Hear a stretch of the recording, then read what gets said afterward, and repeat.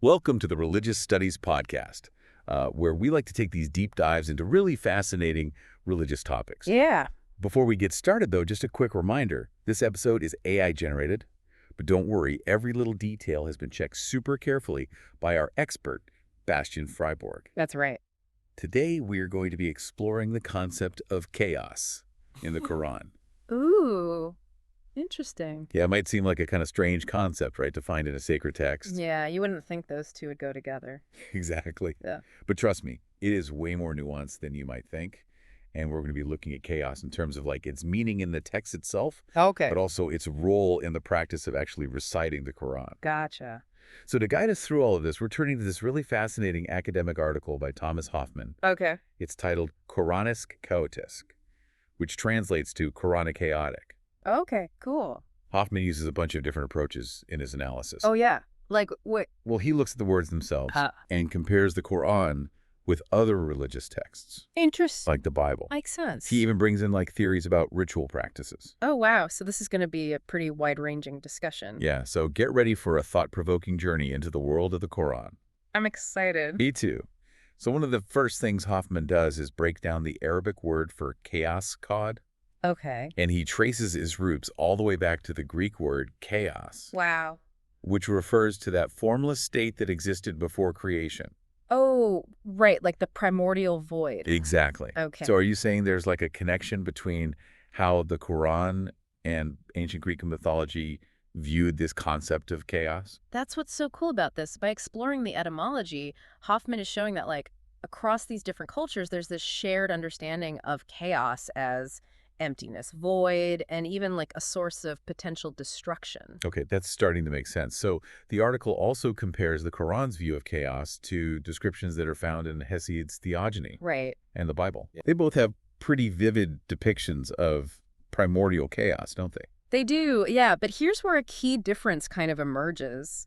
While theogony and the Bible often present creation as this like linear event, Yeah. with a clear beginning and end, Right. the Quran portrays it as something way more repetitive. And this ongoing process, God is constantly intervening, shaping and reshaping the cosmos. So it's not like this one-time event where God creates everything and then just steps back. Not really. It's more dynamic. Yeah, more like this ever-evolving process. Huh. That's a really different way of looking at creation. It is. Do you think that has like implications for how Muslims might understand the concept of time Oh, totally. or even the role of God in the world? Absolutely. That's a great question, and it's one that Hoffman's article really makes you think about. The Quran's emphasis on this ongoing creation process definitely suggests a different understanding of both time and God's relationship to the universe compared to some other religious traditions. I see what you mean. It's not just about God creating the world and then leaving it to run its course. No, it's much more active. Yeah, and dynamic. Exactly. So speaking of creation, the article also talks about the Quran's idea of creation happening in these stages, Right. which contrasts with the more defined acts of creation in the Bible, right? Exactly. It's not just like, boom, one single event, Yeah. but rather this series of divine acts that unfold over time. Okay. And this links back to the idea of a more like active and involved God constantly shaping and refining creation. So it's like creation is a work in progress. Yeah, you could say that. Like God is constantly working on it, refining it, maybe even like experimenting with it a little bit. That's a really interesting way to put it. And this idea of creation as a work in progress connects to another concept that Hoffmann brings up, prima materia, Yes. this formless substance from which everything is formed. Right. And there's actually a verse that describes heaven and earth as being a single solid mass that God then separates. Wait, so you're saying this idea of prima materia is present in the Quran? It seems like it. How does that fit with this whole idea of creation in stages, though? Well, the article suggests that the separation of heaven and earth from this initial mass is one of the stages of creation. Okay. And the idea of prima materia really emphasizes that creation isn't just about bringing order from chaos. Right. It's also about like shaping and molding the very fabric of existence. Okay, so we're starting to see a more nuanced picture of the concept of chaos in the Quran. We are. It's not just about the formless void that existed before creation. Nope. It's also about this ongoing process of shaping and reshaping the world. Exactly. And it's important to remember that the Quran doesn't only talk about the chaos that existed before creation. Right. It also deals with a more destructive form of chaos, Okay. often associated with the punishment of those who disobey God. Right, like the stories of Noah's flood Exactly. or Sodom and Gomorrah. Yeah, we see similar narratives of divine judgment and these apocalyptic events in the Bible, too. That's true. Right. But what's interesting is that the Quran seems to place a really strong emphasis on the destructive consequences of social and moral chaos. It does, yeah. It's almost as if societal disorder is seen as this direct affront to divine order. Yeah, you could say that. So Yeah. it's not just about individuals disobeying God. It's about the breakdown of like social order Okay, and morality leading to chaos and destruction. exactly. And this brings us to the concept of fitna, Yes, which appears in the Quran it does. and refers to social discord and sectarian strife. Right, It's seen as a form of chaos that disrupts the harmony of the community. totally. And it makes you think about how the Quran's message might have resonated with its original audience. Living in a world where tribal conflicts and social upheaval were commonplace. Totally. The idea that chaos could lead to destruction, but that there was also a path towards order and stability Right. must have been incredibly powerful for them.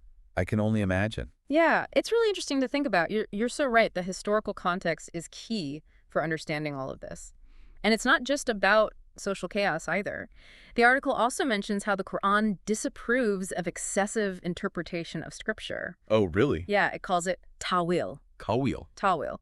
And this too is seen as a kind of chaos Okay. because, it can lead to misinterpretations and conflict. So even within the realm of knowledge and understanding, there's this potential for chaos if you go too far, Exactly. if you stray too far from the Quran's clear message. Yeah, like there are limits to interpretation. Right. It seems like the Quran is really concerned with establishing order in all aspects of life. I think so. It makes me wonder, how does the Quran actually try to counter these various forms of chaos? Yeah, that's a great question. Does it offer any solutions or guidance? Well, that's where things get even more interesting. Mm. The article dives into the ritual of reciting the Quran, Okay. and it suggests that the act itself involves navigating a kind of chaotic landscape. Think about it. When you're reciting, you're constantly battling distractions. Your own internal thoughts, maybe even like whispers of doubt. Oh, yeah. It's not as simple as just reading words on a page. You're highlighting a really crucial point there. Reciting the Quran is an active engagement with the text. Yeah. And that engagement can be seriously challenging. For sure. It's almost like walking a tightrope between the sacred and the mundane. I like that analogy. Yeah. So how does the Quran help people stay on that tightrope? Right. How does it create a space for recitation that's protected from all these chaotic forces? Well, the Quran uses these key framing devices. Right. For example, there's the basmala, Yeah. the invocation in the name of God, the most gracious, the most merciful, Yeah. which is recited before you begin any chapter. And Right. then there's the ta'awud, Uh-huh. where the reciter seeks refuge in God from Satan. So these elements act like a kind of shield, Yeah, like a shield. protecting the reciter from distractions and negative influences. Exactly. They create this ritual space, setting the recitation apart from everyday life Right. and all of its potential chaos. Yeah, it's like stepping into this sacred bubble Totally. where you can just focus solely on connecting with the divine word. That's a great way to put it. And that makes me think of Victor Turner's idea of liminality. Oh, yeah. He talks about how rituals often involve entering a space that's like betwixt and between, I love that phrase. neither fully in one world nor the other. Yes. The reciter, by using these framing devices, is entering a liminal space, this threshold between the ordinary and the sacred. Right. It's a space where they're more vulnerable to distractions and the influence of these negative forces. Right. But it's also a space where they can connect with the divine in a much more profound way. It's like that vulnerability makes the act of recitation even more powerful. Oh, It's absolutely. not just passive reading. No way. It's an active struggle Yes. against chaos, both internal and external. And this struggle is actually highlighted in the Quran itself. Yeah, there's this verse where Satan is trying to insert his words into the Prophet Muhammad's recitations. Wow. It really underscores how precarious this ritual act can be. So reciting the Quran isn't just about reading words. It's so much more than that. It's about actively engaging in a battle against chaos. Precisely. Yeah. And this battle becomes even more apparent when we think about how the Quran has been perceived in the West. Yeah, historically speaking. Exactly. You're talking about how some scholars saw the Quran as this, like, chaotic and disorganized text. That's right. It's fascinating how those perceptions shape the way the Quran was studied and interpreted Yeah, for centuries. for centuries. For instance, we have Ricoldo de Montecroce, Oh, yeah. a medieval scholar who was so critical of the Quran's structure. He's the one who compared the Quran to the Bible and found it wanting right. Yes. He basically dismissed the Quran as chaotic and incoherent because it didn't fit that neat linear structure. You got it. His critique really shows what happens when you try to understand a text using the standards and expectations of another tradition. It's like try to fit a square peg in a round hole. It really is. You're never going to get a clear picture that way. But thankfully, there were glimpses of more nuanced understanding even back then. There were. You're thinking of Voltaire. Oh, yeah, Voltaire. He initially had some similar criticisms to Ricoldo, He did. but he eventually came to appreciate the Quran's unique literary style. He did. He recognized that it was different, Yeah. but not necessarily inferior to the Bible. Voltaire's shift in perspective is so encouraging. It is. It reminds us that engaging with texts that are different from our own requires an open mind Totally. and a willingness to appreciate those unique qualities. Absolutely. And thankfully, contemporary scholarship on the Quran is moving even further in that direction. That's great to hear. Scholars are really delving deeper into the text, Yeah. recognizing the internal coherence Uh-huh. and these intricate patterns and themes that weave together these seemingly disparate parts. It's like we're finally starting to see the forest for the trees. Recognizing the beauty and complexity of the Quran's message. So we've gone from viewing the Quran as this chaotic and disorganized text Right. to appreciating its internal coherence Wow. and its unique literary style. That's quite a journey. Yeah. But where does that leave us in terms of understanding this concept of chaos? That's the question, isn't it? Has our understanding of that shifted as well? I think that's a great question, and I think it leads us to the core of Hoffmann's argument. Okay.